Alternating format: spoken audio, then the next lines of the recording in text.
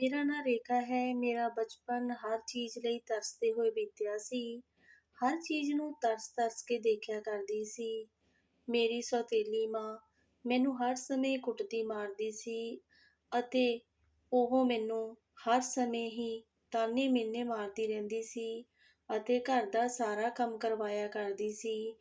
ਮੈਨੂੰ ਮੇਰੀ ਮਾਂ ਬਹੁਤ ਯਾਦ ਆਉਂਦੀ ਸੀ। ਮੈਂ ਸੋਚਦੀ ਸੀ ਕਿ ਜਾਂ ਤਾਂ ਮੇਰੀ ਮਾਂ ਵਾਪਸ ਆ ਜਾਵੇ ਜਾਂ ਫਿਰ ਮੈਨੂੰ ਆਪਣੇ ਨਾਲ ਲੈ ਜਾਂਦੀ, ਕਿਉਂਕਿ ਮੇਰਾ ਪਿਓ ਵੀ ਮੇਰੀ ਸੌਤੇਲੀ ਮਾਂ ਦੀ ਹੀ ਗੱਲ ਸੁਣਦਾ ਸੀ। ਉਸ ਦੀ ਗੱਲ ਕਹੀ ਪੱਥਰ 'ਤੇ ਲਕੀਰ ਹੁੰਦੀ ਸੀ। ਮੇਰੀ ਇੱਕ ਬਹੁਤ ਚੰਗੀ ਸਹੇਲੀ ਅਤੇ ਮੇਰੀ ਸਭ ਤੋਂ ਵੱਡੀ ਹਮਦਰਦ ਸੀ। ਉਹ ਸ਼ਵੇਤਾ ਮਾਸੀ ਦੀ ਧੀ ਸੀ। ਸ਼ਵੇਤਾ ਮਾਸੀ ਮੇਰੀ ਮਾਂ ਦੀ ਪੱਕੀ ਸਹੇਲੀ ਸੀ। ਉਹ ਮੈਨੂੰ ਮੇਰੀ ਮਾਂ ਵਾਂਗ ਹੀ ਪਿਆਰ ਕਰਦੀ ਸੀ ਤੇ ਹਮੇਸ਼ਾ ਕਹਿੰਦੀ ਸੀ ਕਿ ਮੈਂ ਤੇਰੀ ਸਗੀ ਮਾਸੀ ਹਾਂ। ਮੈਨੂੰ ਪੜ੍ਹਨ ਦਾ ਬਹੁਤ ਸ਼ੌਂਕ ਸੀ, ਪਰ ਮੇਰੀ ਸੌਤੇਲੀ ਮਾਂ ਨੇ ਮੈਨੂੰ ਸਕੂਲ ਦਾ ਮੂੰਹ ਨਹੀਂ ਦੇਖਣ ਦਿੱਤਾ ਸੀ ਅਤੇ ਇਹ ਸੁਪਨਾ ਤਾਂ ਮੇਰਾ ਸੁਪਨਾ ਹੀ ਰਹਿ ਗਿਆ ਸੀ। ਮੇਰੀ ਸੌਤੇਲੀ ਮਾਂ ਨੇ ਮੈਨੂੰ ਇੱਕ ਹੁਨਰ ਜ਼ਰੂਰ ਪਾ ਦਿੱਤਾ ਸੀ। ਉਹ ਸੀ ਕੱਪੜੇ ਸਿਉਣ ਦਾ ਕੰਮ। ਮੈਂ ਪੂਰੇ ਮਹੱਲੇ ਦੇ ਕੱਪੜੇ ਸਿਉਂਦੀ ਅਤੇ ਘਰ ਦਾ ਸਾਰਾ ਕੰਮ ਕਰਦੀ ਸੀ। ਮਹੱਲੇ ਦੀਆਂ ਔਰਤਾਂ ਸਿਲਾਈ ਦੇ ਪੈਸੇ ਮੇਰੀ ਸੌਤੇਲੀ ਮਾਂ ਨੂੰ ਦੇ ਜਾਂਦੀਆਂ ਸੀ। ਮੈਨੂੰ ਪੈਸੇ ਦੀ ਕੋਈ ਲੋੜ ਨਹੀਂ ਸੀ ਤੇ ਨਾ ਹੀ ਮੈਂ ਕਦੇ ਮੰਗੇ ਸੀ। ਮੈਨੂੰ ਤਾਂ ਬਸ ਇਹ ਸੀ ਕਿ ਉਹ ਮੈਨੂੰ ਪਿਆਰ ਦੇ ਦੋ ਬੋਲ ਬੋਲੇ, ਜੋ ਕਿ ਉਹ ਮੈਨੂੰ ਕਦੀ ਨਹੀਂ ਸੀ ਬੋਲਦੀ। ਸ਼ਾਇਦ ਪਿਆਰ ਮੇਰੀ ਕਿਸਮਤ ਵਿੱਚ ਹੀ ਨਹੀਂ ਸੀ। ਮੈਂ ਸੋਚਦੀ ਕਿ ਜਦੋਂ ਵੱਡੀ ਹੋ ਜਾਵਾਂਗੀ, ਮੇਰਾ ਵਿਆਹ ਹੋ ਜਾਵੇਗਾ ਅਤੇ ਮੈਨੂੰ ਸੁੱਖ ਦਾ ਸਾਹ ਆਵੇਗਾ, ਪਰ ਮੇਰਾ ਇਹ ਸੋਚਣਾ ਵੀ ਗਲਤ ਸਾਬਤ ਹੋਇਆ। ਸਵਿਤਾ ਮਾਸੀ ਦਾ ਘਰ ਸਾਡੇ ਘਰ ਦੇ ਨਾਲ ਹੀ ਸੀ। ਮੈਂ ਆਪਣੇ ਘਰ ਦਾ ਸਾਰਾ ਕੰਮ ਕਰਕੇ ਕਦੀ-ਕਦੀ ਉਹਨਾਂ ਦੇ ਘਰ ਵੀ ਚਲੀ ਜਾਇਆ ਕਰਦੀ ਸੀ। ਮੇਰੀ ਉਮਰ 20 ਸਾਲ ਦੀ ਹੋਈ ਤਾਂ ਮੇਰੇ ਲਈ ਰਿਸ਼ਤਾ ਆਇਆ। ਮੇਰੇ ਲਈ ਰਿਸ਼ਤਾ ਸਵਿਤਾ ਮਾਸੀ ਨੇ ਹੀ ਕਰਵਾਇਆ ਸੀ, ਪਰ ਸਭ ਕੁਝ ਠੀਕ ਸੀ। ਪਰ ਮੇਰੀ ਸੌਤੇਲੀ ਮਾਂ ਨੇ ਮਨਾ ਕਰ ਦਿੱਤਾ, ਕਿਉਂਕਿ ਉਹ ਮੇਰਾ ਰਿਸ਼ਤਾ ਆਪਣੀ ਭੈਣ ਦੇ ਮੁੰਡੇ ਨਾਲ ਕਰਵਾਉਣਾ ਚਾਹੁੰਦੀ ਸੀ, ਜੋ ਕਿ ਵਿਹਲਾ ਸੀ, ਕੁਝ ਕੰਮ ਨਹੀਂ ਸੀ ਕਰਦਾ। ਸ਼ਾਇਦ ਇਸੇ ਲਈ ਉਹ ਚਾਹੁੰਦੀ ਸੀ ਕਿ ਮੈਂ ਇਸ ਨਰਕ 'ਚੋਂ ਨਿਕਲ ਕੇ ਦੂਜੇ ਨਰਕ ਵਿੱਚ ਚਲੀ ਜਾਵਾਂ, ਕਿਉਂਕਿ ਉਹਨਾਂ ਨੂੰ ਪਤਾ ਸੀ ਕਿ ਮੈਂ ਕੱਪੜੇ ਸਿਲ ਕੇ ਚੰਗੀ ਕਮਾਈ ਕਰ ਲੈਂਦੀ ਹਾਂ। ਮੇਰੀ ਸੌਤੇਲੀ ਮਾਂ ਨੇ ਮੇਰਾ ਰਿਸ਼ਤਾ ਆਪਣੀ ਭੈਣ ਦੇ ਮੁੰਡੇ ਨਾਲ ਤੈਅ ਕਰ ਦਿੱਤਾ। ਮਾਸੀ ਨੇ ਮੇਰੇ ਪਿਓ ਨੂੰ ਬਹੁਤ ਸਮਝਾਇਆ, ਪਰ ਉਹਨਾਂ ਨੇ ਮਾਸੀ ਦੀ ਇੱਕ ਨਾ ਮੰਨੀ ਅਤੇ ਮੇਰੀ ਸੌਤੇਲੀ ਮਾਂ ਦੇ ਮਗਰ ਲੱਗ ਕੇ ਮੇਰਾ ਰਿਸ਼ਤਾ ਉੱਥੇ ਤੈਅ ਕਰ ਦਿੱਤਾ, ਕਿਉਂਕਿ ਉਹ ਤਾਂ ਹਮੇਸ਼ਾ ਮੇਰੀ ਸੌਤੇਲੀ ਮਾਂ 'ਤੇ ਹੀ ਗੱਲ ਸੁਣਦੇ ਸੀ। ਮੇਰਾ ਰਿਸ਼ਤਾ ਤੈਅ ਕਰ ਦਿੱਤਾ ਗਿਆ। ਮੈਨੂੰ ਜੋ ਇੱਕ ਉਮੀਦ ਸੀ ਕਿ ਇੱਕ ਦਿਨ ਮੈਂ ਇਸ ਨਰਕ ਤੋਂ ਨਿਕਲ ਜਾਵਾਂਗੀ, ਪਰ ਹੁਣ ਮੈਨੂੰ ਪਤਾ ਸੀ ਕਿ ਮੈਂ ਹੁਣ ਇੱਕ ਨਰਕ ਵਿੱਚੋਂ ਨਿਕਲ ਕੇ ਦੂਜੇ ਨਰਕ ਵਿੱਚ ਸੁੱਟ ਦਿੱਤੀ ਜਾਵਾਂਗੀ। ਵਿਆਹ ਦੀਆਂ ਤਿਆਰੀਆਂ ਸ਼ੁਰੂ ਹੋ ਗਈਆਂ ਸੀ ਅਤੇ ਇਸੇ ਹਫ਼ਤੇ ਵਿੱਚ ਮੇਰਾ ਵਿਆਹ ਸੀ। ਮੇਰੀ ਮਾਸੀ ਨੇ ਮੇਰੇ ਪਿਓ ਨੂੰ ਇੱਕ ਵਾਰੀ ਫੇਰ ਬਹੁਤ ਸਮਝਾਇਆ, ਪਰ ਮੇਰੇ ਪਿਓ 'ਤੇ ਸਿਰਫ ਮੇਰੀ ਸੌਤੇਲੀ ਮਾਂ ਦੀ ਗੱਲ ਦਾ ਹੀ ਅਸਰ ਹੁੰਦਾ ਸੀ। ਮੈਂ ਵੀ ਕੁਝ ਨਾ ਕਿਹਾ ਤੇ ਆਪਣੇ ਆਪ ਨੂੰ ਹਾਲਾਤ ਦੇ ਭਰੋਸੇ ਛੱਡ ਦਿੱਤਾ ਅਤੇ ਪਰਮਾਤਮਾ ਨੂੰ ਕਿਹਾ ਕਿ ਤੇਰੇ ਬਿਨਾਂ ਮੇਰਾ ਕੋਈ ਨਹੀਂ ਹੈ। ਫਿਰ ਅਗਲੇ ਹਫ਼ਤੇ ਵਿੱਚ ਮੇਰਾ ਵਿਆਹ ਹੋ ਗਿਆ ਅਤੇ ਮੇਰਾ ਨਾਂ ਕਿਸੇ ਹੋਰ ਦੇ ਨਾਮ ਨਾਲ ਜੋੜ ਦਿੱਤਾ ਗਿਆ। ਹੁਣ ਮੇਰੀ ਸਾਰੀ ਜ਼ਿੰਦਗੀ ਆਖਰੀ ਸਾਹ ਤੱਕ ਉਸ ਨਾਂ ਨਾਲ ਹੀ ਜਿਉਣਾ ਪੈਣਾ ਸੀ। ਮੇਰੀ ਵਿਦਾਈ ਦਾ ਸਮਾਂ ਆ ਗਿਆ ਸੀ, ਪਰ ਮੇਰੇ ਜਾਣ ਨਾਲ ਇਸ ਘਰ ਵਿੱਚ ਕਿਸੇ ਨੂੰ ਫਰਕ ਨਹੀਂ ਪੈਣਾ ਸੀ। ਮੇਰੀ ਮਾਸੀ ਤੇ ਸਹੇਲੀ ਮੈਨੂੰ ਪਹਿਲਾਂ ਹੀ ਮਿਲ ਕੇ ਚਲੀਆਂ ਗਈਆਂ ਸੀ, ਕਿਉਂਕਿ ਮੇਰੀ ਸੌਤੇਲੀ ਮਾਂ ਨੇ ਮੇਰੇ ਵਿਆਹ 'ਤੇ ਉਹਨਾਂ ਨੂੰ ਨਹੀਂ ਬੁਲਾਇਆ ਸੀ। ਫਿਰ ਮੈਂ ਵਿਦਾ ਹੋ ਕੇ ਆਪਣੇ ਸਹੁਰੇ ਘਰ ਆ ਗਈ ਸੀ। ਇਹ ਵੀ ਮੇਰੀ ਸੌਤੇਲੀ ਮਾਂ ਦੀ ਭੈਣ ਦਾ ਘਰ ਸੀ। ਇੱਥੇ ਮੈਂ ਕਿਵੇਂ ਸੁੱਖ ਦੇ ਸਾਹ ਬਾਰੇ ਸੋਚ ਸਕਦੀ ਸੀ। ਮੇਰੀ ਸੱਸ ਨੇ ਮੈਨੂੰ ਅਗਲੇ ਦਿਨ ਹੀ ਕੰਮ ਕਰਨ ਲਈ ਲਾ ਦਿੱਤਾ ਸੀ ਅਤੇ ਮੈਨੂੰ ਉਸਨੇ ਕਿਹਾ ਕਿ ਤੂੰ ਕੱਪੜੇ ਸਿਉਣ ਦਾ ਕੰਮ ਸ਼ੁਰੂ ਕਰ ਦੇ, ਤੇਰੇ ਘਰ ਵਾਲੇ ਦਾ ਕੰਮ ਠੀਕ ਨਹੀਂ ਚੱਲਦਾ, ਤੂੰ ਇਸ ਨੂੰ ਘਰ ਚਲਾਉਣ ਵਿੱਚ ਸਾਡੀ ਮਦਦ ਕਰ। ਉਸ ਤੋਂ ਬਾਅਦ ਮੇਰੇ ਅੱਗੇ ਕੱਪੜਿਆਂ ਦਾ ਢੇਰ ਲਾ ਦਿੱਤਾ ਗਿਆ ਸੀ। ਸਾਰਾ ਦਿਨ ਘਰ ਦੇ ਕੰਮ ਵਿੱਚ ਲੰਘ ਜਾਂਦਾ ਤੇ ਰਾਤ ਨੂੰ ਮੈਂ ਕੱਪੜੇ ਸਿਉਂਦੀ ਸੀ। ਛੋਟੀ-ਛੋਟੀ ਗਲਤੀਆਂ 'ਤੇ ਮੇਰੀ ਸੱਸ ਮੇਰੇ 'ਤੇ ਹੱਥ ਚੁੱਕਦੀ ਅਤੇ ਮੇਰੇ ਘਰ ਵਾਲੇ ਨੂੰ ਮੇਰੇ ਖਿਲਾਫ ਭੜਕਾ ਦਿੰਦੀ ਸੀ। ਉਹ ਵੀ ਮੇਰੇ ਪਿਓ ਵਾਂਗ ਸੀ। ਜਿੱਦਾਂ ਮੇਰਾ ਪਿਓ ਮੇਰੀ ਸੌਤੇਲੀ ਮਾਂ ਦੀ ਗੱਲ ਸੁਣਦਾ ਸੀ, ਉਸੇ ਤਰ੍ਹਾਂ ਮੇਰਾ ਘਰ ਵਾਲਾ ਵੀ ਆਪਣੀ ਮਾਂ ਦੀ ਗੱਲ ਮੰਨ ਕੇ ਮੈਨੂੰ ਮਾਰਦਾ ਕੁੱਟਦਾ ਸੀ, ਮੇਰੇ 'ਤੇ ਜ਼ੁਲਮ ਕਰਦਾ ਸੀ। ਮੈਨੂੰ ਇਹ ਸਭ ਕੁਝ ਸਹਿਣਾ ਪੈਂਦਾ ਸੀ, ਕਿਉਂਕਿ ਮੇਰਾ ਕੋਈ ਨਹੀਂ ਸੀ। ਮੈਂ ਦਿਲ ਦੀ ਗੱਲ ਕਿਸ ਨਾਲ ਕਰਦੀ ਤੇ ਨਾ ਹੀ ਕੋਈ ਟਿਕਾਣਾ ਸੀ ਜਿੱਥੇ ਮੈਂ ਚਲੀ ਜਾਂਦੀ। ਮੈਂ ਸੋਚ ਨਹੀਂ ਸਕਦੀ ਸੀ ਕਿ ਮੇਰੀ ਜ਼ਿੰਦਗੀ ਹੁਣ ਦੋਨਾਂ ਭੈਣਾਂ ਦੇ ਜ਼ੁਲਮ ਸਹਿੰਦੇ ਹੋਏ ਗੁਜ਼ਰ ਜਾਵੇਗੀ। ਕਾਸ਼ ਕੋਈ ਹੱਲ ਹੁੰਦਾ ਜਿਸ ਨਾਲ ਮੇਰੀ ਜ਼ਿੰਦਗੀ ਸੰਵਰ ਜਾਂਦੀ। ਮੈਂ ਕੀ ਅਜਿਹਾ ਕਰਾਂ ਕਿ ਸਭ ਠੀਕ ਹੋ ਜਾਵੇ। ਮੈਂ ਥੱਕ ਗਈ ਸੀ ਕੰਮ ਕਰਦੇ ਕਰਦੇ। ਮੇਰੀ ਹਿੰਮਤ ਵੀ ਜਵਾਬ ਦੇ ਗਈ ਸੀ ਅਤੇ ਘਰਵਾਲੇ ਦੀ ਕੁੱਟ ਖਾਂਦੇ ਹੋਏ ਮੈਨੂੰ ਮਿਲਦਾ ਹੀ ਕੀ ਸੀ, 2 ਵਕਤ ਦੀ ਰੋਟੀ। ਮੈਂ ਕੋਈ ਪਾਪ ਨਹੀਂ ਕੀਤਾ ਸੀ ਜਿਸ ਦੀ ਸਜ਼ਾ ਮੈਨੂੰ ਮਿਲ ਰਹੀ ਸੀ। ਮੈਂ ਕੀ ਕਰਾਂ, ਘਰਵਾਲਾ ਜਿੱਦਾਂ ਦਾ ਵੀ ਹੋਵੇ ਉਸ ਨੂੰ ਮੇਰਾ ਸਾਥ ਦੇਣਾ ਚਾਹੀਦਾ ਸੀ। ਮੈਨੂੰ ਬਾਕੀ ਸਭ ਤੋਂ ਬਚਾਉਣਾ ਚਾਹੀਦਾ ਸੀ, ਮੇਰੀ ਢਾਲ ਬਣਨਾ ਚਾਹੀਦਾ ਸੀ। ਪਰ ਉਹ ਆਪਣੀ ਮਾਂ ਨਾਲ ਮਿਲ ਕੇ ਮੇਰੇ 'ਤੇ ਜ਼ੁਲਮ ਕਰਦਾ ਸੀ। ਮੈਨੂੰ ਆਪਣੀ ਜ਼ਿੰਦਗੀ ਵਿੱਚ ਖੁਸ਼ੀਆਂ ਆਉਂਦੀਆਂ ਨਹੀਂ ਦਿਸਦੀਆਂ ਸੀ, ਜਿੱਦਾਂ ਮੇਰੇ ਤੋਂ ਖੁਸ਼ੀਆਂ ਰੁੱਸ ਗਈਆਂ ਸਨ। ਮੈਂ ਆਪਣੀ ਜ਼ਿੰਦਗੀ ਬਦਲਣ ਨਾਲੋਂ ਇਸ ਦੁੱਖ ਭਰੀ ਜ਼ਿੰਦਗੀ ਨਾਲ ਸਮਝੌਤਾ ਕਰ ਲਿਆ ਸੀ। ਮੇਰੀ ਸੱਸ ਨੇ ਮੇਰੇ ਘਰ ਤੋਂ ਬਾਹਰ ਨਿਕਲਣ 'ਤੇ ਪਾਬੰਦੀ ਲਾ ਦਿੱਤੀ ਸੀ। ਮੇਰੇ ਵਿਆਹ ਨੂੰ 3 ਮਹੀਨੇ ਹੋ ਗਏ ਸਨ। ਇਹ 3 ਮਹੀਨੇ ਮੈਂ ਕਿੱਦਾਂ ਗੁਜ਼ਾਰੇ ਸੀ ਇਹ ਮੈਂ ਹੀ ਜਾਣਦੀ ਸੀ। ਰਾਤ ਨੂੰ ਲੋਕਾਂ ਦੇ ਕੱਪੜੇ ਸੀਣੇ ਤੇ ਦਿਨ ਵਿੱਚ ਘਰ ਦਾ ਕੰਮ ਕਰਦੀ ਸੀ। ਮੇਰੀ ਜ਼ਿੰਦਗੀ ਇੰਨੀ ਤਾਂ ਆਪਣੇ ਘਰ ਵੀ ਨਹੀਂ ਸੀ ਖਰਾਬ ਜਿੰਨੀ ਵਿਆਹ ਤੋਂ ਬਾਅਦ ਹੋ ਗਈ ਸੀ। ਜਦੋਂ ਦਾ ਮੇਰਾ ਵਿਆਹ ਹੋਇਆ ਸੀ ਮੇਰਾ ਪਿਓ ਮੈਨੂੰ ਇੱਕ ਵਾਰ ਵੀ ਮਿਲਣ ਨਹੀਂ ਸੀ ਆਇਆ। ਮੈਂ ਸੋਚਦੀ ਕੀ ਪਤਾ ਉਸ ਨੂੰ ਕਦੇ ਮੇਰੀ ਯਾਦ ਆ ਜਾਵੇ। ਫਿਰ ਇੱਕ ਦਿਨ ਮੈਨੂੰ ਮੇਰੀ ਸਹੇਲੀ ਰੇਨੂਕਾ ਮਿਲਣ ਆਈ। ਉਸ ਨੂੰ ਦੇਖ ਕੇ ਮੇਰੀ ਖੁਸ਼ੀ ਦਾ ਟਿਕਾਣਾ ਨਾ ਰਿਹਾ। ਸ਼ੁਕਰ ਸੀ ਉਸ ਦਿਨ ਮੇਰੀ ਸੱਸ ਘਰ ਵਿੱਚ ਨਹੀਂ ਸੀ, ਉਹ ਮੇਰੇ ਘਰਵਾਲੇ ਨਾਲ ਕਿਤੇ ਗਈ ਹੋਈ ਸੀ। ਆਪਣੀ ਬਚਪਨ ਦੀ ਸਹੇਲੀ ਨੂੰ ਦੇਖ ਕੇ ਮੇਰੇ ਦਿਲ ਨੂੰ ਸਕੂਨ ਮਿਲ ਰਿਹਾ ਸੀ। ਇੰਨੀ ਖੁਸ਼ੀ ਮੈਨੂੰ ਕਦੀ ਨਹੀਂ ਸੀ ਹੋਈ ਜਿੰਨੀ ਅੱਜ ਹੋ ਰਹੀ ਸੀ। ਉਹ ਮੇਰੀ ਸਹੇਲੀ ਵੀ ਨਹੀਂ ਸੀ, ਮੇਰੀ ਭੈਣ ਸੀ। ਉਸ ਨੂੰ ਮੇਰਾ ਉਦਾਸ ਮੂੰਹ ਦੇਖ ਕੇ ਸਭ ਪਤਾ ਲੱਗ ਗਿਆ।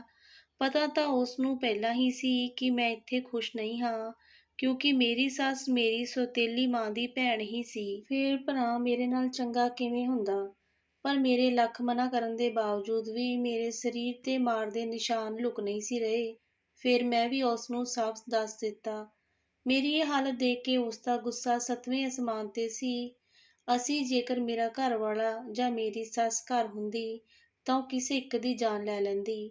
ਫਿਰ ਉਸਨੇ ਕਿਹਾ ਕਿ ਹੁਣ ਘਰ ਜਾ ਕੇ ਮੇਰੇ ਪਾਪਾ ਨੂੰ ਸਭ ਦੱਸ ਦੇਵੇਗੀ, ਫਿਰ ਉਹ ਆਪੇ ਦੇਖ ਲੈਣਗੇ। ਮੈਂ ਉਸ ਨੂੰ ਮਨਾ ਕਰ ਦਿੱਤਾ ਕਿ ਜੇਕਰ ਮੇਰੇ ਪਿਓ ਨੂੰ ਮੇਰੀ ਇੰਨੀ ਚਿੰਤਾ ਹੁੰਦੀ ਤਾਂ ਉਹ ਮੇਰਾ ਵਿਆਹ ਇਸ ਘਰ ਵਿੱਚ ਕਦੀ ਨਾ ਕਰਦੇ, ਅਤੇ ਜੇ ਕਰ ਹੀ ਦਿੱਤਾ ਸੀ ਤਾਂ ਕਦੀ ਆ ਕੇ ਮੇਰਾ ਉਹਨਾਂ ਨੇ ਹਾਲ ਚਾਲ ਵੀ ਨਹੀਂ ਪੁੱਛਿਆ ਸੀ।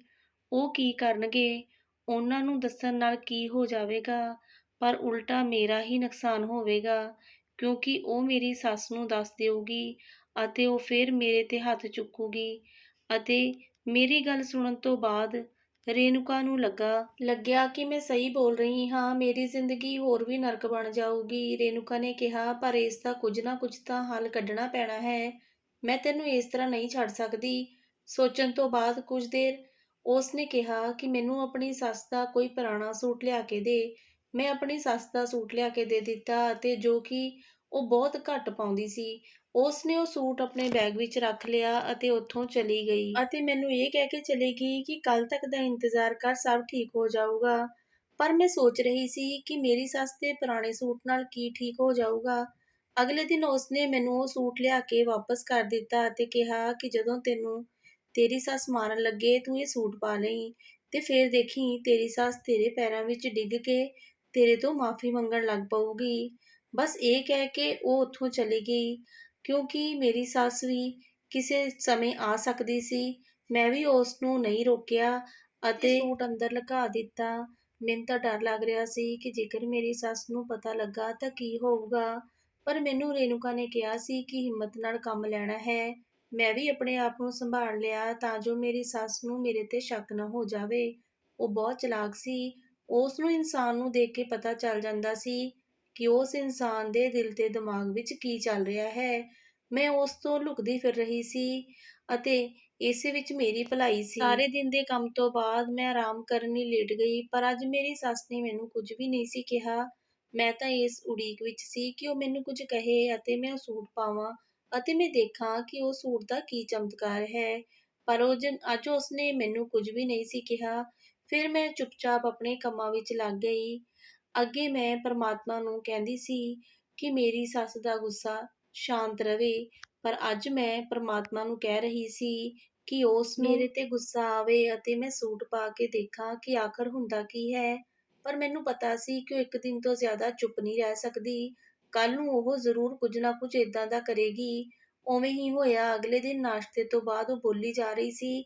ਪਤਾ ਨਹੀਂ ਕਿਸ ਗੱਲ ਦਾ ਗੁੱਸਾ ਸੀ, ਉਹ ਮੇਰੇ ਤੇ ਕੱਢਣਾ ਚਾਹੁੰਦੀ ਸੀ ਅਤੇ ਜਿੱਦਾਂ ਹੀ ਉਹ ਮੈਨੂੰ ਮਾਰਨ ਲਈ ਅੱਗੇ ਵਧੀ, ਮੈਂ ਵੀ ਭੱਜ ਕੇ ਕਮਰੇ ਵਿੱਚ ਗਈ ਅਤੇ ਉਹ ਸੂਟ ਪਾ ਕੇ ਬਾਹਰ ਆਈ ਅਤੇ ਜਿੱਦਾਂ ਹੀ ਮੈਂ ਬਾਹਰ ਆ ਕੇ ਵੇਖਿਆ, ਮੇਰੀ ਸੱਸ ਤਾਂ ਬੇਹੋਸ਼ ਹੋ ਕੇ ਡਿੱਗੀ ਪਈ ਸੀ। ਮੈਂ ਤਾਂ ਇਹ ਦੇਖ ਕੇ ਹੈਰਾਨ ਹੋ ਗਈ ਕਿਉਂਕਿ ਹੁਣ ਤਾਂ ਥੋੜ੍ਹੀ ਦੇਰ ਪਹਿਲਾਂ ਉਹ ਬਿਲਕੁਲ ਹੀ ਸਹੀ ਸੀ, ਮੈਨੂੰ ਕੁੱਟਣ ਲਈ ਆ ਰਹੀ ਸੀ ਅਤੇ ਹੁਣ ਉਸ ਨੂੰ ਅਚਾਨਕ ਕੀ ਹੋ ਗਿਆ ਸੀ। ਮੈਂ ਆਪਣੇ ਘਰ ਵਾਲੇ ਨੂੰ ਫੋਨ ਕਰਕੇ ਬੁਲਾਇਆ ਅਤੇ ਉਸ ਨੂੰ ਹੋਸ਼ ਵਿੱਚ ਲੈ ਕੇ ਆਂਦਾ। ਹੋਸ਼ ਵਿੱਚ ਆਉਣ ਤੋਂ ਬਾਅਦ ਮੇਰੀ ਸੱਸ ਤਾਂ ਬਿਲਕੁਲ ਹੀ ਬਦਲ ਗਈ ਸੀ ਅਤੇ ਉਹ ਪਹਿਲਾਂ ਨਾਲੋਂ ਬਹੁਤ ਜ਼ਿਆਦਾ ਉਸ ਵਿੱਚ ਬਦਲਾਵ ਆ ਗਿਆ ਸੀ। ਪਹਿਲਾਂ ਵਰਗੀ ਉਹ ਨਹੀਂ ਰਹੀ ਸੀ। ਹੁਣ ਉਹ ਮੇਰਾ ਬਹੁਤ ਧਿਆਨ ਰੱਖਣ ਲੱਗੀ। ਉਸ ਨੇ ਮੈਨੂੰ ਲੋਕਾਂ ਦੇ ਕੱਪੜੇ ਸੀਨ ਤੋਂ ਮਨਾ ਕਰ ਦਿੱਤਾ ਸੀ ਅਤੇ ਘਰ ਦੇ ਕੰਮ ਵਿੱਚ ਵੀ ਮੇਰੀ ਮਦਦ ਕਰਨ ਲੱਗੀ। ਮੈਂ ਹੈਰਾਨ ਹੋ ਗਈ ਸੀ ਕਿ ਇਹ ਸਭ ਕਿੱਦਾਂ ਹੋ ਗਿਆ। ਉਹ ਅਚਾਨਕ ਕਿੱਦਾਂ ਬਦਲ ਗਈ ਸੀ। ਮੇਰੀ ਸਮਝ ਤੋਂ ਸਭ ਕੁਝ ਬਾਹਰ ਸੀ। ਮੇਰਾ ਘਰ ਵਾਲਾ ਮੈਨੂੰ ਹੁਣ ਕੁਝ ਵੀ ਨਾ ਕਹਿੰਦਾ ਅਤੇ ਮੇਰੀ ਸੱਸ ਵੀ ਉਸ ਨੂੰ ਮੇਰੀ ਗੱਲ ਮੰਨਣ ਲਈ ਕਹਿੰਦੀ ਸੀ। ਉਹ ਸੂਟ ਦਾ ਕੀ ਰਾਜ਼ ਸੀ, ਮੇਰੀ ਸਮਝ ਤੋਂ ਬਾਹਰ ਸੀ। ਹਾਲੇ ਤੱਕ ਮੈਂ ਉਹ ਸੂਟ ਬਾਰੇ ਸੋਚਦੀ, ਉਸਨੇ ਮੇਰੀ ਜ਼ਿੰਦਗੀ ਬਦਲ ਦਿੱਤੀ ਸੀ। ਮੈਂ ਹੁਣ ਆਰਾਮ ਨਾਲ ਰਹਿਣ ਲੱਗੀ ਸੀ। ਮੇਰੀ ਸੌਤੇਲੀ ਮਾਂ ਤੋਂ ਇਹ ਗੱਲ ਕਿੱਦਾਂ ਬਰਦਾਸ਼ਤ ਹੁੰਦੀ। ਉਹ ਇੱਕ ਦਿਨ ਮੇਰੇ ਸਹੁਰੇ ਆਈ ਅਤੇ ਮੇਰੀ ਸੱਸ ਨੂੰ ਮੇਰੇ ਖਿਲਾਫ ਭੜਕਾਉਣ ਲੱਗੀ ਕਿਉਂਕਿ ਉਸ ਤੋਂ ਬਰਦਾਸ਼ਤ ਨਹੀਂ ਹੋ ਰਿਹਾ ਸੀ ਕਿ ਮੈਂ ਆਪਣੇ ਘਰ ਖੁਸ਼ ਰਵਾਂ। ਉਸਨੇ ਮੇਰੇ ਵਿਆਹ ਦੇ ਸਮੇਂ ਹੀ ਕਹਿ ਦਿੱਤਾ ਸੀ ਕਿ ਇਸ ਨਾਲ ਲਿਹਾਜ਼ ਰੱਖਣ ਦੀ ਕੋਈ ਲੋੜ ਨਹੀਂ, ਜਿੰਨਾ ਹੋ ਸਕੇ ਇਸ ਨਾਲ ਓਨਾ ਹੀ ਬੁਰਾ ਸਲੂਕ ਕਰੋ। ਪਰ ਹੁਣ ਮੇਰੀ ਸੱਸ ਸਹੀ ਹੋ ਗਈ ਸੀ ਪਰ ਮੇਰੀ ਸੌਤੇਲੀ ਮਾਂ ਨੂੰ ਇਹ ਸਭ ਗੱਲਾਂ ਹਜ਼ਮ ਨਹੀਂ ਹੋ ਰਹੀਆਂ ਸੀ। ਮੈਨੂੰ ਸਕੂਨ ਨਾਲ ਜ਼ਿੰਦਗੀ ਜਿਉਂਦੇ ਉਸ ਤੋਂ ਕਿੱਥੇ ਦੇਖਿਆ ਜਾ ਰਿਹਾ ਸੀ। ਮੇਰੀ ਸੱਸ ਨੂੰ ਮੇਰੇ ਖਿਲਾਫ ਬਹੁਤ ਗੱਲਾਂ ਕਹਿੰਦੀ ਪਰ ਮੇਰੀ ਸੱਸ ਚੁੱਪਚਾਪ ਸੁਣਦੀ ਰਹਿੰਦੀ। ਉਸਨੇ ਇੱਕ ਵੀ ਗੱਲ ਨਾ ਕਹੀ। ਫਿਰ ਉਸਨੇ ਮੇਰੇ ਘਰ ਵਾਲੇ ਨੂੰ ਮੇਰੇ ਖਿਲਾਫ ਭੜਕਾਉਣਾ ਸ਼ੁਰੂ ਕਰ ਦਿੱਤਾ। ਫਿਰ ਮੇਰੇ ਘਰ ਵਾਲੇ ਨੇ ਕਿਹਾ ਕਿ ਅਸੀਂ ਇਸ ਦੇ ਨਾਲ ਪਹਿਲਾਂ ਹੀ ਬਹੁਤ ਗਲਤ ਸਲੂਕ ਕਰ ਚੁੱਕੇ ਹਾਂ, ਹੁਣ ਅਸੀਂ ਕੁਝ ਗਲਤ ਨਹੀਂ ਕਰਾਂਗੇ ਅਤੇ ਮੇਰੀ ਸੌਤੇਲੀ ਮਾਂ ਨੂੰ ਕਿਹਾ ਕਿ ਤੁਸੀਂ ਇੱਥੋਂ ਜਾ ਸਕਦੇ ਹੋ। ਮੇਰੀ ਸੌਤੇਲੀ ਮਾਂ ਗੁੱਸੇ ਵਿੱਚ ਉੱਥੋਂ ਚਲੀ ਗਈ। ਆਪਣੇ ਕੰਨਾਂ ਤੇ ਯਕੀਨ ਨਹੀਂ ਸੀ ਹੋ ਰਿਹਾ ਕਿ ਉਹ ਸਭ ਮੇਰੇ ਲਈ ਇਹ ਸੋਚ ਰਹੇ ਹਨ। ਇੱਕ ਦਿਨ ਮੈਂ ਰੇਨੂਕਾ ਨੂੰ ਆਪਣੇ ਘਰ ਮਿਲਣ ਲਈ ਬੁਲਾਇਆ ਅਤੇ ਪੁੱਛਿਆ ਕਿ ਤੂੰ ਉਹਨਾਂ ਕੱਪੜਿਆਂ ਨਾਲ ਕੀ ਕੀਤਾ ਸੀ ਜਿਸ ਨਾਲ ਮੇਰਾ ਘਰ ਵਾਲਾ ਅਤੇ ਮੇਰੀ ਸੱਸ ਦਾ ਵਰਤਾਓ ਮੇਰੇ ਨਾਲ ਬਿਲਕੁਲ ਹੀ ਬਦਲ ਗਿਆ, ਕਿਉਂਕਿ ਮੈਂ ਜਾਣਨਾ ਚਾਹੁੰਦੀ ਸੀ ਕਿ ਆਖਰ ਉਸਨੇ ਅਜਿਹਾ ਕੀ ਕੀਤਾ ਸੀ। ਆਖਰ ਇਸ ਸਭ ਦੇ ਪਿੱਛੇ ਕੀ ਕਾਰਨ ਸੀ। ਰੇਨੂਕਾ ਨੇ ਕਿਹਾ ਕਿ ਤੂੰ ਕਾਰਨ ਜਾਣ ਕੇ ਕੀ ਕਰਨਾ ਹੈ, ਪਰ ਮੈਂ ਤਾਂ ਉਸਨੂੰ ਕਿਹਾ ਕਿ ਮੈਂ ਸੱਚਾਈ ਜਾਣਨਾ ਚਾਹੁੰਦੀ ਹਾਂ। ਉਸਨੇ ਮੈਨੂੰ ਕਿਹਾ ਕਿ ਉਸਨੇ ਮੇਰੀ ਸੱਸ ਦੇ ਕੱਪੜਿਆਂ ਤੇ ਕਾਲਾ ਜਾਦੂ ਕਰਵਾਇਆ ਸੀ ਜਿਸ ਨਾਲ ਉਸਦਾ ਰਵੱਈਆ ਤੇਰੇ ਲਈ ਬਦਲ ਜਾਵੇ। ਉਸਨੇ ਕਿਹਾ ਕਿ ਮੈਂ ਇੱਕ ਅਜਿਹੇ ਬਾਬੇ ਨੂੰ ਜਾਣਦੀ ਹਾਂ ਜੋ ਇਹ ਕੰਮ ਕਰਦਾ ਹੈ, ਪਰ ਮੈਂ ਸੋਚਿਆ ਕਿ ਜਾਦੂ ਤਾਂ ਤੂੰ ਮੇਰੀ ਸੱਸ ਦੇ ਕੱਪੜਿਆਂ ਤੇ ਕਰਵਾਇਆ ਸੀ, ਫਿਰ ਮੇਰੇ ਘਰ ਵਾਲੇ ਦਾ ਰਵੱਈਆ ਮੇਰੇ ਲਈ ਕਿੱਦਾਂ ਬਦਲ ਗਿਆ। ਉਹ ਮੇਰੀ ਕਿਸ ਤਰ੍ਹਾਂ ਤਰਫਦਾਰੀ ਕਿੱਦਾਂ ਕਰਨ ਲੱਗ ਗਿਆ ਅਤੇ ਉਹ ਮੇਰਾ ਹੁਣ ਇੰਨਾ ਧਿਆਨ ਕਿਉਂ ਰੱਖਦਾ ਸੀ, ਜਿਵੇਂ ਮੈਂ ਉਸ ਲਈ ਬਹੁਤ ਹੀ ਕੀਮਤੀ ਚੀਜ਼ ਹੋਵਾਂ। ਰੇਨੂਕਾ ਨੇ ਕਿਹਾ, ਹਾਂ ਇਹ ਤਾਂ ਗੱਲ ਸਹੀ ਹੈ, ਜਾਦੂ ਤਾਂ ਤੇਰੀ ਸੱਸ ਦੇ ਕੱਪੜਿਆਂ ਤੇ ਕਰਵਾਇਆ ਸੀ, ਤੇਰੇ ਘਰ ਵਾਲੇ ਤੇ ਨਹੀਂ ਕਰਵਾਇਆ ਸੀ, ਪਰ ਹੋ ਸਕਦਾ ਹੈ ਕਿ ਉਹ ਆਪਣੀ ਮਾਂ ਦੀ ਗੱਲ ਮੰਨਦਾ ਹੈ ਅਤੇ ਜਦੋਂ ਤੇਰੀ ਸੱਸ ਤੇਰੇ ਖਿਲਾਫ ਕੁਝ ਕਹਿੰਦੀ ਹੋਵੇਗੀ ਤਾਂ ਹੀ ਉਹ ਤੈਨੂੰ ਕੁਝ ਕਹੂਗਾ, ਨਹੀਂ ਉਹ ਤੈਨੂੰ ਕਿੱਦਾਂ ਗਲਤ ਕਹੂਗਾ। ਮੈਨੂੰ ਇਹ ਗੱਲ ਜਾਣ ਕੇ ਬਿਲਕੁਲ ਵੀ ਖੁਸ਼ੀ ਨਾ ਹੋਈ। ਮੈਂ ਉਸ ਨੂੰ ਕਿਹਾ ਕਿ ਮੈਨੂੰ ਜਾਦੂ ਕਰਨਾ ਬਿਲਕੁਲ ਚੰਗਾ ਨਹੀਂ ਲੱਗਦਾ ਅਤੇ ਨਾ ਹੀ ਮੈਂ ਇਹਨਾਂ ਗੱਲਾਂ ਦੇ ਵਿੱਚ ਯਕੀਨ ਕਰਦੀ ਹਾਂ। ਤੂੰ ਇਹ ਜੋ ਕੀਤਾ ਹੈ ਸਹੀ ਨਹੀਂ ਕੀਤਾ ਹੈ। ਉਹ ਜਾਦੂ ਦੀ ਵਜ੍ਹਾ ਨਾਲ ਮੇਰੇ ਨਾਲ ਚੰਗੇ ਬਣੇ ਹੋਏ ਹਨ। ਵੈਸੇ ਉਹਨਾਂ ਨੂੰ ਆਪਣੇ ਵਰਤਾਵ ਤੇ ਕੋਈ ਸ਼ਰਮਿੰਦਗੀ ਨਹੀਂ ਹੋਈ। ਮੈਨੂੰ ਉਹਨਾਂ ਤੋਂ ਕੋਈ ਬਨਾਵਟੀ ਹਮਦਰਦੀ ਜਾਂ ਮੁਹੱਬਤ ਨਹੀਂ ਚਾਹੀਦੀ। ਮੈਂ ਹਮੇਸ਼ਾ ਤੋਂ ਹੀ ਸੱਚੇ ਪਿਆਰ ਦੀ ਭੁੱਖੀ ਰਹੀ ਹਾਂ ਔਰ ਮੈਂ ਨਾ ਹੀ ਚਾਹੁੰਦੀ ਹਾਂ ਕਿ ਉਹ ਮੈਨੂੰ ਬਨਾਵਟੀ ਹਮਦਰਦੀ ਜਾਂ ਪਿਆਰ ਕਰਨ। ਤੇ ਚੰਗੀ ਤਾਂ ਮੈਨੂੰ ਮੇਰੇ ਘਰ ਵਾਲੇ ਦੀ ਮਾਰ ਸੀ ਜੋ ਕਿ ਸੱਚੀ ਤਾਂ ਸੀ। ਅਤੇ ਰੇਨੂਕਾ ਕਹਿਣ ਲੱਗੀ ਕਿ ਮੈਂ ਜਾਦੂ ਕਰਨ ਨਾਲ ਤੇਰੀ ਜ਼ਿੰਦਗੀ ਵਿੱਚ ਸਕੂਨ ਆਇਆ ਹੈ ਤਾਂ ਤੈਨੂੰ ਕੀ ਤਕਲੀਫ਼ ਹੈ? ਇਹ ਗਲਤ ਹੈ ਕਿਉਂਕਿ ਕਦੋਂ ਤੱਕ ਮੈਂ ਜਾਦੂ ਦੇ ਆਸਰੇ ਆਪਣੀ ਜ਼ਿੰਦਗੀ ਜੀਣੀ ਸੀ। ਮੈਂ ਉਹ ਸੂਟ ਆਪਣੀ ਸੱਸ ਦੇ ਹਵਾਲੇ ਕਰ ਦਿੱਤਾ ਕਿਉਂਕਿ ਮੈਂ ਚਾਹੁੰਦੀ ਸੀ ਕਿ ਉਹ ਹਕੀਕਤ ਵਿੱਚ ਬਦਲੇ। ਜੇ ਮੇਰੀ ਕਿਸਮਤ ਵਿੱਚ ਖੁਸ਼ੀ ਲਿਖੀ ਸੀ ਤਾਂ ਮੈਨੂੰ ਜ਼ਰੂਰ ਮਿਲਣੀ ਸੀ ਅਤੇ ਜੇ ਨਹੀਂ ਲਿਖੀ ਸੀ ਤਾਂ ਫਿਰ ਕਿਸੇ ਨਾਲ ਕੀ ਸ਼ਿਕਵਾ ਸੀ। ਅਤੇ ਰੇਣੂਕਾ ਆਪਣੇ ਘਰ ਚਲੀ ਗਈ ਸੀ। ਹੁਣ ਇਸ ਗੱਲ ਨੂੰ 3 ਦਿਨ ਬੀਤ ਗਏ ਸੀ ਤੇ ਮੇਰੀ ਸੱਸ ਪਹਿਲਾਂ ਵਾਂਗ ਹੀ ਝਗੜਾਲੂ ਹੋ ਗਈ ਸੀ ਅਤੇ ਮੇਰੇ ਨੂੰ ਕੁੱਟਮਾਰ ਕਰਨ ਲੱਗੀ ਸੀ। ਮੇਰੇ ਤੇ ਹੱਥ ਵੀ ਚੁੱਕਦੀ ਸੀ, ਪਰ ਮੈਂ ਖਾਮੋਸ਼ੀ ਨਾਲ ਸਭ ਕੁਝ ਸਹਿ ਰਹੀ ਸੀ ਕਿਉਂਕਿ ਮੈਨੂੰ ਪਤਾ ਸੀ ਕਿ ਇਹ ਮੇਰੇ ਨਾਲ ਸਾਰੀ ਜ਼ਿੰਦਗੀ ਹੀ ਹੋਣਾ ਹੈ ਅਤੇ ਸਹਿਣ ਦੀ ਆਦਤ ਪਾ ਲਈ ਸੀ। ਫਿਰ ਇੱਕ ਦਿਨ ਮੇਰੀ ਸੱਸ ਮੇਰੇ ਤੇ ਹੱਥ ਚੁੱਕਣ ਲੱਗੀ ਅਤੇ ਉਸ ਦਾ ਹੱਥ ਕਿਸੇ ਨੇ ਫੜ ਲਿਆ। ਮੈਂ ਅੱਖਾਂ ਬੰਦ ਕਰਕੇ ਖੜੀ ਸੀ। ਮੇਰੇ ਮੂੰਹ ਤੇ ਥੱਪੜ ਨਾ ਪਿਆ। ਜਦੋਂ ਮੈਂ ਅੱਖਾਂ ਖੋਲ੍ਹ ਕੇ ਦੇਖਿਆ ਤਾਂ ਮੈਂ ਹੋ ਗਈ ਸੀ। ਮੇਰੀ ਸੱਸ ਦਾ ਹੱਥ ਫੜਨ ਵਾਲਾ ਕੋਈ ਹੋਰ ਨਹੀਂ, ਮੇਰਾ ਹੀ ਘਰਵਾਲਾ ਸੀ। ਮੈਨੂੰ ਯਕੀਨ ਨਹੀਂ ਸੀ ਹੋ ਰਿਹਾ ਕਿਉਂਕਿ ਉਹ ਤਾਂ ਆਪ ਆਪਣੀ ਮਾਂ ਦੇ ਨਾਲ ਲੱਗ ਕੇ ਮੇਰੇ ਤੇ ਹੱਥ ਚੁੱਕਦਾ ਸੀ। ਮੇਰੇ ਕੰਨਾਂ ਨੂੰ ਵਿਸ਼ਵਾਸ ਨਾ ਹੋਇਆ ਜਦੋਂ ਉਸਨੇ ਕਿਹਾ ਕਿ ਅੱਜ ਤੋਂ ਬਾਅਦ ਉਹ ਆਪਣੀ ਮਾਂ ਨੂੰ ਮੇਰੇ ਤੇ ਕੋਈ ਜ਼ੁਲਮ ਨਹੀਂ ਕਰਨ ਦੇਵੇਗਾ। ਮੇਰਾ ਘਰਵਾਲਾ ਸੱਚਮੁੱਚ ਹੀ ਬਦਲ ਗਿਆ ਸੀ। ਮੈਨੂੰ ਤਾਂ ਸੱਚ ਨਹੀਂ ਸੀ ਆ ਰਿਹਾ। ਮੇਰੀ ਸੱਸ ਨੇ ਮੇਰੇ ਖਿਲਾਫ ਉਸ ਨੂੰ ਬਹੁਤ ਗੱਲਾਂ ਕਹੀਆਂ ਕਿ ਇਸ ਨੇ ਇਹ ਕੰਮ ਗਲਤ ਕਰਿਆ ਹੈ, ਪਰ ਉਸਨੇ ਕਿਹਾ ਕਿ ਮੇਰੀ ਅੱਖਾਂ ਤੇ ਪੱਟੀ ਬੰਨ੍ਹੀ ਸੀ ਜੋ ਹੁਣ ਖੁੱਲ੍ਹ ਗਈ ਹੈ। ਮੈਂ ਹੁਣ ਉਸ ਦੇ ਨਾਲ ਕੋਈ ਗਲਤ ਨਹੀਂ ਹੋਣ ਦੇਵਾਂਗਾ ਅਤੇ ਨਾ ਹੀ ਕੋਈ ਜ਼ੁਲਮ ਹੋਣ ਦੇਵਾਂਗਾ ਅਤੇ ਨਾ ਹੀ ਕਿਸੇ ਨੂੰ ਇਹ ਸਭ ਕਰਨ ਦੀ ਲੋੜ ਹੈ, ਚਾਹੇ ਉਹ ਤੁਸੀਂ ਵੀ ਕਿਉਂ ਨਾ ਹੋਵੋ। ਮੇਰਾ ਹੱਥ ਫੜ ਕੇ ਉਹ ਕਮਰੇ ਵਿੱਚ ਲੈ ਆਇਆ। ਮੈਂ ਹੈਰਾਨ ਸੀ ਕਿ ਜੋ ਇਨਸਾਨ ਮੇਰੇ ਨਾਲ ਜ਼ੁਲਮ ਕਰਦਾ ਸੀ, ਅੱਜ ਉਹ ਆਪਣੀ ਮਾਂ ਨੂੰ ਰੋਕ ਰਿਹਾ ਸੀ। ਉਸ ਨੂੰ ਪਤਾ ਸੀ ਕਿ ਮੇਰੇ ਦਿਮਾਗ ਵਿੱਚ ਇਸ ਸਮੇਂ ਕੀ ਸਵਾਲ ਚੱਲ ਰਹੇ ਨੇ, ਕਿ ਜੋ ਹੱਥ ਮੇਰੇ ਤੇ ਉੱਠਦਾ ਸੀ, ਅੱਜ ਉਹ ਹੱਥ ਮੇਰੇ ਬਚਾਵ ਲਈ ਕਿੱਦਾਂ ਅੱਗੇ ਆਇਆ।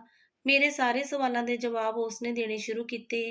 ਮੈਨੂੰ ਨਹੀਂ ਪਤਾ ਸੀ ਕਿ ਉਸ ਨੂੰ ਹੋ ਗਿਆ ਸੀ। ਉਸਨੇ ਮੈਨੂੰ ਕਿਹਾ ਕਿ ਮੈਂ ਤੁਹਾਡੀਆਂ ਦੋਨਾਂ ਦੀਆਂ ਗੱਲਾਂ ਸੁਣ ਲਈਆਂ ਸਨ, ਜੋ ਤੂੰ ਤੇ ਰੇਣੂਕਾ ਕਰ ਰਹੀਆਂ ਸੀ, ਅਤੇ ਮੈਨੂੰ ਉਸ ਦਿਨ ਤੋਂ ਇਹ ਅਹਿਸਾਸ ਹੋ ਗਿਆ ਕਿ ਮੈਂ ਤੇ ਮੇਰੀ ਮਾਂ ਗਲਤ ਹਾਂ, ਜੋ ਤੈਨੂੰ ਤੰਗ ਕਰਦੇ ਹਾਂ। ਫਿਰ ਉਹ ਅਚਾਨਕ ਮੇਰੇ ਪੈਰਾਂ ਵਿੱਚ ਬੈਠ ਗਿਆ ਅਤੇ ਹੱਥ ਜੋੜ ਕੇ ਮਾਫ਼ੀ ਮੰਗਣ ਲੱਗਾ। ਮੈਨੂੰ ਸਮਝ ਨਹੀਂ ਆ ਰਿਹਾ ਸੀ ਕਿ ਇਹ ਸਭ ਕੀ ਹੋ ਰਿਹਾ ਹੈ। ਉਸ ਦੀਆਂ ਅੱਖਾਂ ਵਿੱਚੋਂ ਹੰਝੂ ਵਗ ਰਹੇ ਸਨ। ਉਸਨੇ ਕਿਹਾ ਕਿ ਮੈਂ ਸੋਚਿਆ ਮੈਂ ਉਸ ਕੁੜੀ ਨਾਲ ਗਲਤ ਕਰ ਰਿਹਾ ਸੀ, ਜਿਸ ਦਾ ਦਿਲ ਸ਼ੀਸ਼ੇ ਵਾਂਗ ਸਾਫ਼ ਹੈ। ਮੈਂ ਇਹ ਸਭ ਆਪਣੀ ਮਾਂ ਕਰਕੇ ਨਹੀਂ ਕਰਦਾ ਸੀ। ਮੇਰੀ ਮਾਸੀ ਨੇ ਮੈਨੂੰ ਕਿਹਾ ਸੀ ਕਿ ਤੂੰ ਵਧੀਆ ਕੁੜੀ ਨਹੀਂ ਹੈ ਅਤੇ ਤੇਰੀ ਮਾਂ ਵੀ ਚਰਿੱਤਰਹੀਣ ਸੀ, ਉਹ ਵੀ ਘਰੋਂ ਭੱਜ ਗਈ ਸੀ। ਇਸ ਕਰਕੇ ਮੈਂ ਤੇਰੇ ਨਾਲ ਬੁਰਾ ਵਰਤਾਵ ਕਰਦਾ ਸੀ ਕਿਉਂਕਿ ਮੇਰੀ ਮਾਸੀ ਮੈਨੂੰ ਇਹ ਸਭ ਗੱਲਾਂ ਦੱਸਦੀ ਸੀ ਤੇ ਮੈਨੂੰ ਡਰ ਸੀ ਕਿ ਤੂੰ ਵੀ ਆਪਣੀ ਮਾਂ ਦੀ ਤਰ੍ਹਾਂ ਇੱਕ ਦਿਨ ਮੈਨੂੰ ਛੱਡ ਕੇ ਭੱਜ ਜਾਵੇਂਗੀ। ਪਰ ਜਿਸ ਦਿਨ ਮੈਂ ਤੁਹਾਡੀਆਂ ਗੱਲਾਂ ਸੁਣੀਆਂ, ਮੈਨੂੰ ਪਤਾ ਲੱਗਾ ਕਿ ਜਿਸ ਕੁੜੀ ਦੀ ਸੋਚ ਇੰਨੀ ਚੰਗੀ ਹੋਵੇ, ਜਿਸ ਦੇ ਵਿਚਾਰ ਇੰਨੇ ਪਵਿੱਤਰ ਹੋਣ, ਉਹ ਕਿੱਦਾਂ ਗਲਤ ਹੋ ਸਕਦੀ ਹੈ। ਮੈਂ ਘਰਵਾਲੇ ਨੂੰ ਦੱਸਿਆ ਕਿ ਮੇਰੀ ਮਾਂ ਘਰ ਤੋਂ ਭੱਜੀ ਨਹੀਂ ਸੀ। ਮੇਰੀ ਸੌਤੇਲੀ ਮਾਂ ਮੇਰੇ ਪਿਓ ਨਾਲ ਵਿਆਹ ਕਰਵਾਉਣਾ ਚਾਹੁੰਦੀ ਸੀ। ਇਸ ਲਈ ਉਹਨਾਂ ਨੇ ਮੇਰੀ ਮਾਂ ਤੇ ਝੂਠਾ ਇਲਜ਼ਾਮ ਲਾਇਆ, ਜਿਸ ਦਾ ਦੁੱਖ ਉਹ ਬਰਦਾਸ਼ਤ ਨਹੀਂ ਕਰ ਸਕੀ ਤੇ ਉਹ ਇਸ ਦੁਨੀਆ ਨੂੰ ਛੱਡ ਕੇ ਚਲੀ ਗਈ।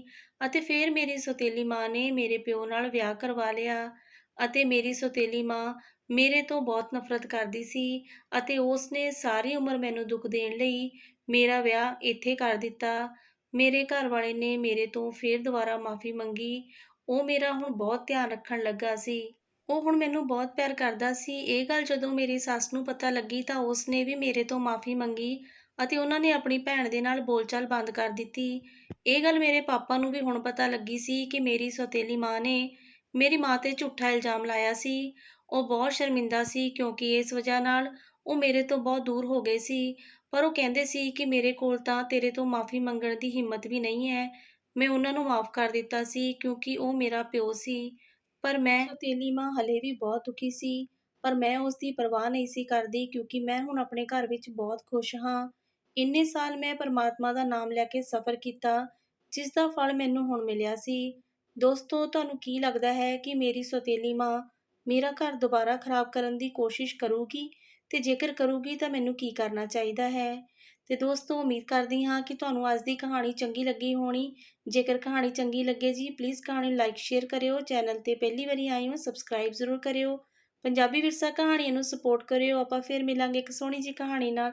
ਤਦ ਤੱਕ ਲਈ ਤੁਹਾਨੂੰ ਸਾਰਿਆਂ ਨੂੰ ਮੇਰੇ ਵੱਲੋਂ ਪਿਆਰ ਭਰੀ ਸਤਿ ਸ਼੍ਰੀ ਅਕਾਲ ਜੀ।